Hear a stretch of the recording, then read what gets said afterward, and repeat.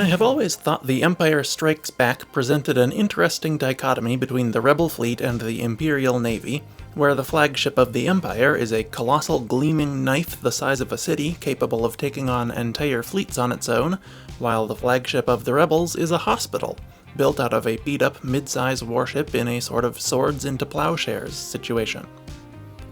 Okay, I lied. I haven't always thought that. I came up with it just now to introduce the topic of medical ships.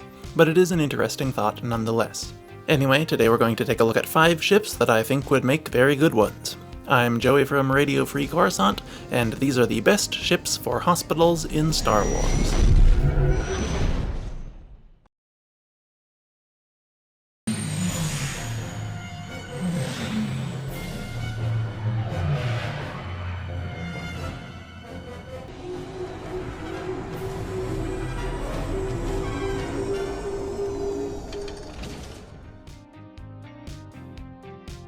Star Commuter 2000.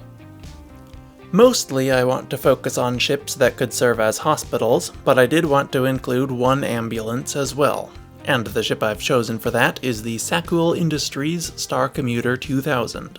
Any small, fast ship with a bit of passenger or cargo space you could put the patients in would do fine, which is why I'm only looking at one ambulance today, but I think the Star Commuter would be my choice if I were running a hospital.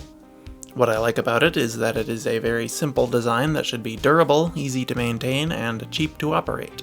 They can be seen all across the galaxy as public transportation, so its popularity should speak for itself.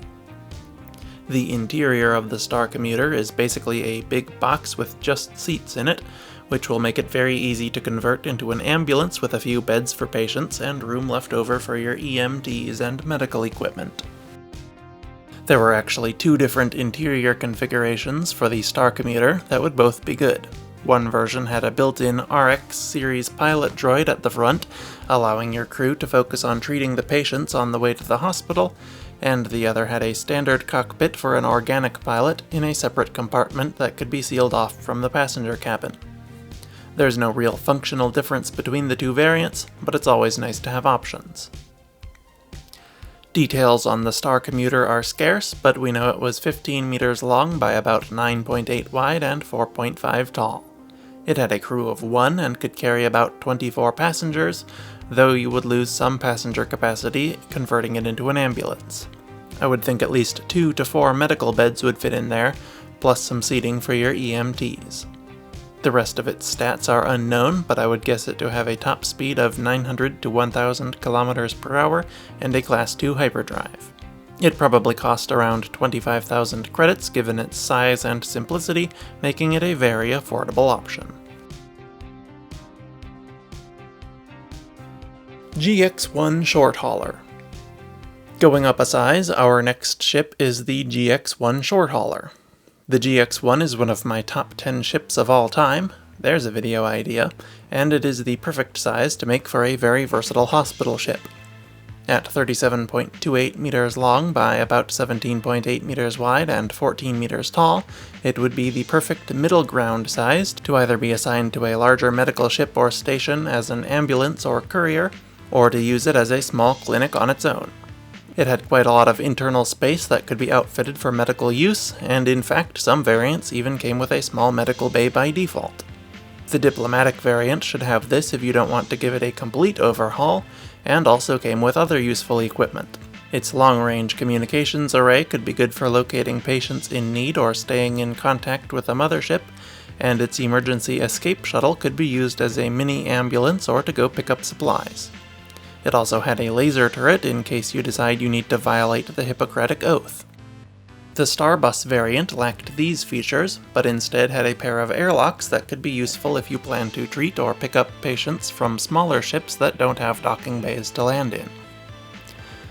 The GX1's flight characteristics may not be the best for this operation though, at least not for an ambulance. A stationary clinic or one on a set schedule and route should be just fine. By default, its top speed was 800 kilometers per hour, and it had a Class 2 hyperdrive. It's probably possible to upgrade these, but I'm not sure how easy that is to do on Lantillian shipwrights ships. They aren't known for it like CEC. The other stats of the GX1 are more favorable though. It only required a crew of 1, leaving more room for your medical crew, and could carry 10 passengers. It could also carry 85 tons of medical cargo and 1 month of consumables. Most importantly, though, it was very reasonably priced at 85,000 credits new or 20,500 used, making it perfect for a traveling doctor just starting out on their career, or as a fleet vehicle for a major corporation looking for a ship they can affordably buy in bulk.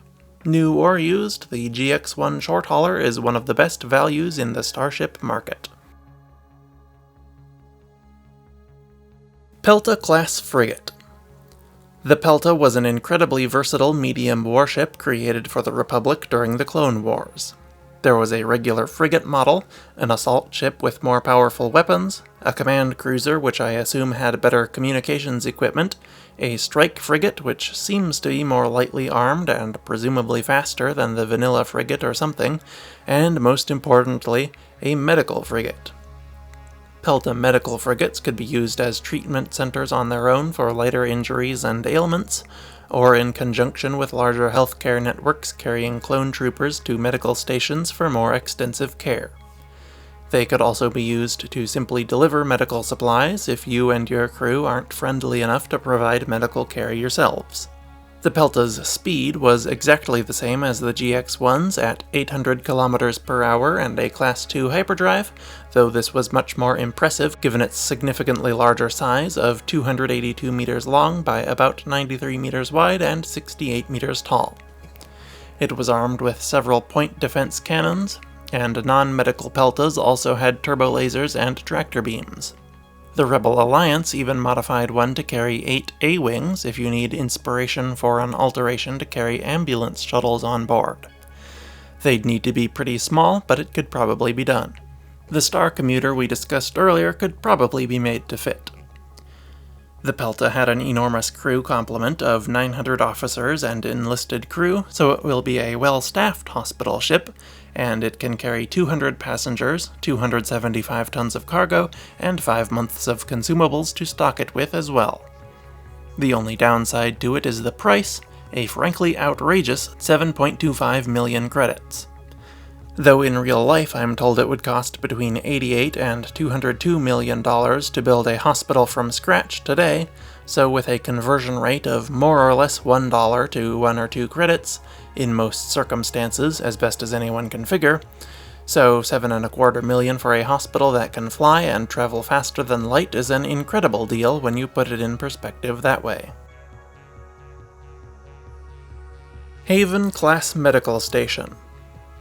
What? A station in a ship video? Has the galaxy gone mad? Yes, but that's beside the point.